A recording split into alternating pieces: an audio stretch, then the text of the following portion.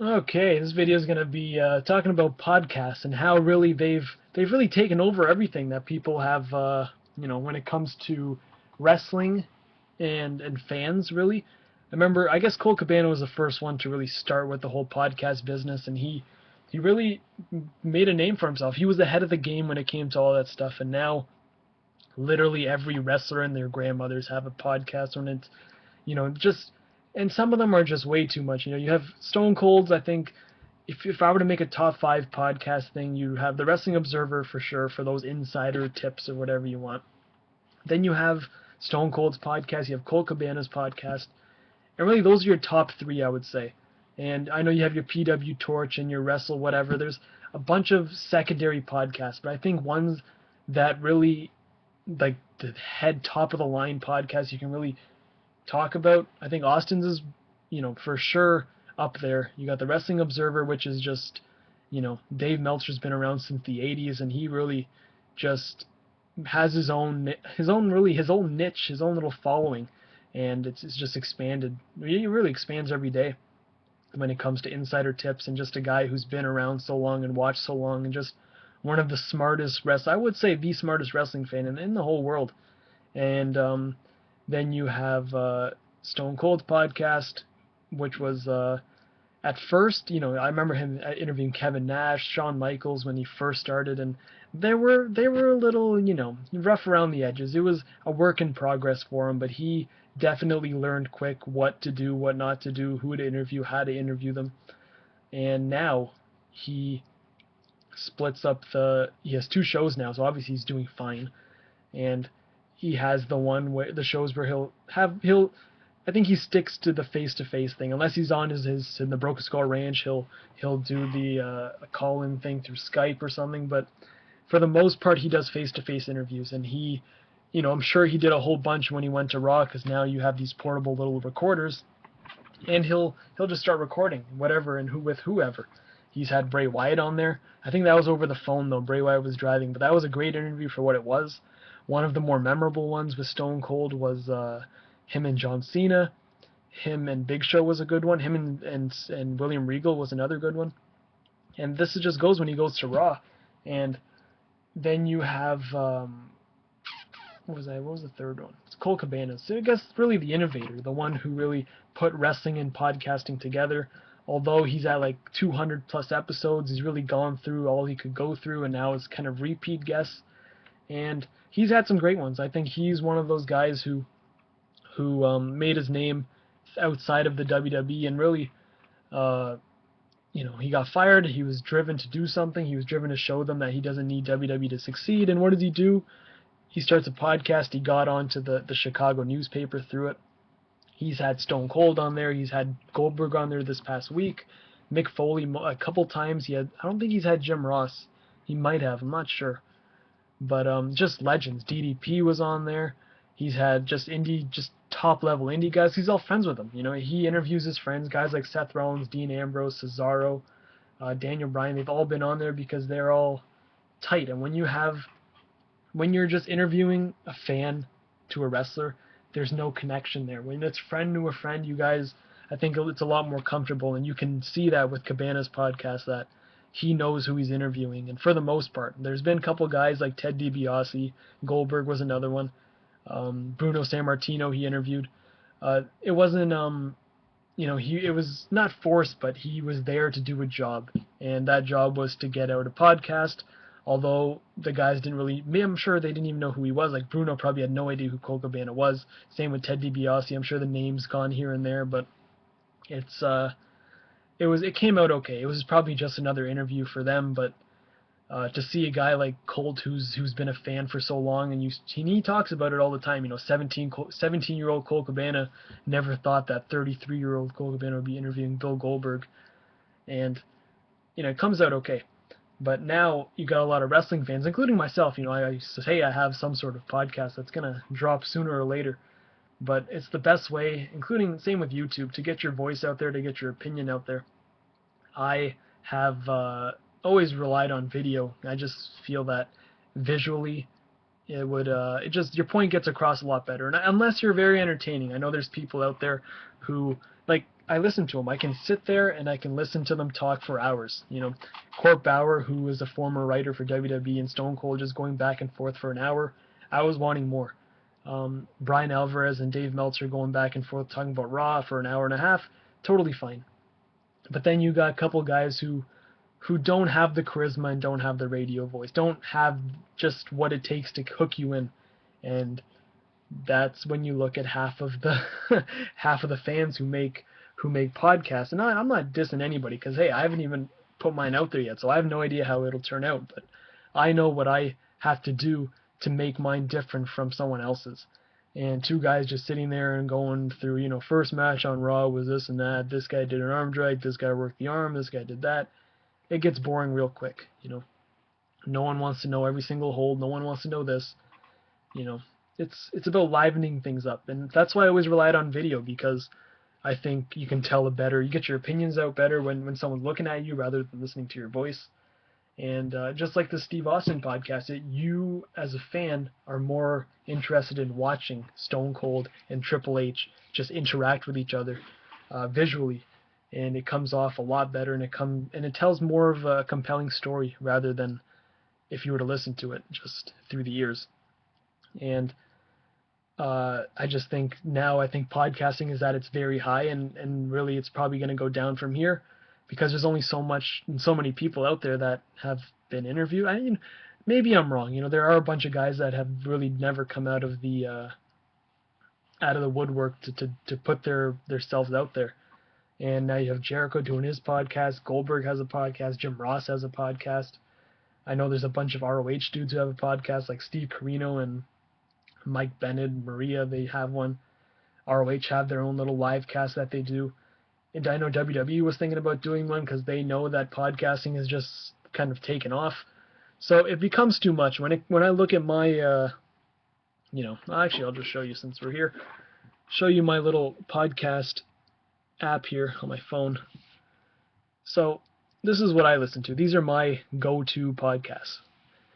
So you got Cabana's podcast, MLW Radio, which is hosted by Conan. You have Jericho's. You have the Wrestling Observer, and then you have Jericho's podcast, Live Audio Wrestling, Steve Austin show, and then he has two shows there. One's a family-friendly version, one's an Unleashed. I literally have a schedule for which show to listen to on which day. Monday would be MLW, Tuesday would be a Raw review, Wednesday would be another Raw review, Thursday is like one of Steve Austin's podcasts where he just kind of talks. Friday is like a interaction between what happened in that week, and then Saturday's usually an Impact review. Sunday's a Cabana podcast. And if the guests aren't, like, you know, interesting enough, I'll just go switch something else, because there's always, literally, especially with the Observer, they upload maybe 4 to 5, maybe 2. I'd seen 5 uploaded in a day before, but normally it's like at least two episodes a day. And they surprise you, you know. Like this week, I'm listening to X-Pac talk about his appearance on Raw, and he hasn't been on the show for 2 years, I guess, and people were looking forward to it. So hey, I'm gonna listen to X-Pac. Haven't listened to an X-Pac interview since he was on Colt's podcast. And another good one is MLW. They have their little talking shop, whereas the New Japan guys, they sit in a hotel and they bullshit for half an hour, and there's nothing. Just like brain, you don't have to use your brain, you have to think about it, you just sit there, you listen to guys get drunk and talk about wrestling. So that's one of those things. And I think that's about it. I don't know. Ric Flair is always good on podcasts, and same with Paul Heyman. Ric Flair and Paul Heyman, two guys there, whose ever show they're on, they just grab you, and they know how to, like, hook you in and not make you stop. Stone Cold had I think he's had at least 3 interviews with Paul Heyman before. Yeah, 3. One was at the beginning, and then one he came back. And Stone Cold supposedly said that the first interview he did, he was not happy with. So he did it again. And then he later on, he uploaded in December, and he filmed it in July. So about 6 months later, he would re-upload it. And man, the Lost podcast, he called it, was amazing. He talked about you get so much insider everything on it. Paul Heyman talked about how he came up with the eat, sleep, suplex, repeat, and just what goes into his promos, and what makes him, what would make someone want to kill him, he wants to put out there. He thinks about all that. He goes to Brock and he's like, "Hey Brock, how does this sound? If I say eat, sleep, suplex, repeat as many times as you suplex John Cena?" And then Brock's like, "Hey, man, I want to kill you if you did that." And he's like, "Good, I'm gonna do that." And that's exactly what he did. And just the process of writing promos, what goes on in the back, you just get so much, that you wouldn't get anywhere else. You're not going to watch Raw and you're not going to know what goes on, but you listen to a Chris Jericho podcast interviewing the Usos. They talk about going through the, how they used to work as like a moving thing. And Umaga just told them, "Listen, you guys are like getting drunk every night. You guys aren't doing nothing with your life. Come with me. I'm taking you to Texas. I'm going to train you to be a wrestler." And there you go. The Usos are now in the business. You never would have known that. It really gives you an inside perspective, and it makes you respect the guy a lot more. One perfect example is Ryback. He did Chris Jericho's podcast. It got around pretty quick that, it was one of those compelling interviews that you wouldn't have expected coming from anyone. It really was it wasn't groundbreaking. It was, I don't know what the word is, but it really made you wonder. It really made you respect to the Ryback, and I loved him since day one. But I think a lot more people opened their eyes towards him, and to the point where he did pretty much whatever he said in that podcast, he ended up saying in the middle of Monday Night Raw and starting his new positive attitude character with Secret and everything. So it just shows a podcast can really change a guy's career and really turn it for the better. But yeah, that's pretty much my little tangent on podcasts. You have the controversial ones like CM Punk's where it's an outlet for a guy to get his thoughts out there. He could have went on RF Video, whatever. He could have went on any shoot promo thing, and they would have paid him a lot of money. He said it himself, but he went to his best friend, Colt Cabana, who he knew would have no motives except to get Punk's story out there. And boy, did he ever crash the internet, crash iTunes, crashed YouTube, crashed Stitch, whatever website they upload their podcasts on. People went there and they just killed it, and just shows the power of podcasts, really. They were so eager to listen to it. He uploaded 2 of them. So, yeah, I think one guy who hasn't done a podcast, I think a lot of people want to see The Rock. Stone Cold's been talking about getting The Rock on there. They just haven't crossed paths. And Undertaker's another one. But with Taker, I think it would be kind of weird because you never really see him break character as the dead man, except when he's doing WrestleMania Access, where he'll literally talk to you and stuff. But when it comes to really putting himself out there in the public, he really stays, as the Undertaker. He doesn't become Mark Calloway ever. And another guy would be Brock Lesnar. He hasn't done one. It's always good to see John Cena because, I think he's so, interesting to listen to because he's been through so much being the face of the company. Just every day is, I would say, imagine it just a story in of itself.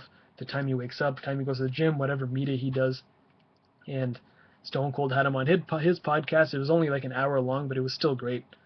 And yeah, that's about it. And then there's guys you expect to be good, but they're not that good, like Edge. He's kind of a quiet guy, and he really threw out weird references since he's like such a big actor now, putting out like weird actor references that I had no idea of. And it was Jericho, Edge, and Paul Heyman, all 3, and it was literally just Heyman and Jericho going back and forth, and Edge would throw in his 2 cents about something, but disappointing because I really expected Edge to be an entertaining one. But that's about it. I'm going about 15 minutes. That was my plan. Go about 15 minutes in this video. I hope you guys enjoyed it. I hope the Triple H podcast goes good. And I'll see you guys in the next video. Might as well kill another minute since I'm here. Chris Jericho on Batista's podcast, 2 parts. Talked about the movie. Talked about how he didn't even audition, like he didn't even want to do it because he was too intimidated by the guys who were also auditioning for it. When he got the part, the backlash that he got from the people, like he thought that he was just surprised that there was that much immaturity when in the acting world and guys just bashing him, saying, "Oh, this guy doesn't deserve it. This guy doesn't deserve this." He talked about how people turned on him at the Royal Rumble, what his plan was, how he loves wrestling, and how he broke into the business. It really makes you, I don't know. I love Batista. He's definitely one of my favorite wrestlers of all time. But man, like just listening to him talk about everything was great. And Jericho was such a good host. And yeah, he talked about getting fined like $250,000 for blading. But no, it was good. I highly recommend you guys listen to that. But I'm going to shut it down from here. I'll see you guys in the next video.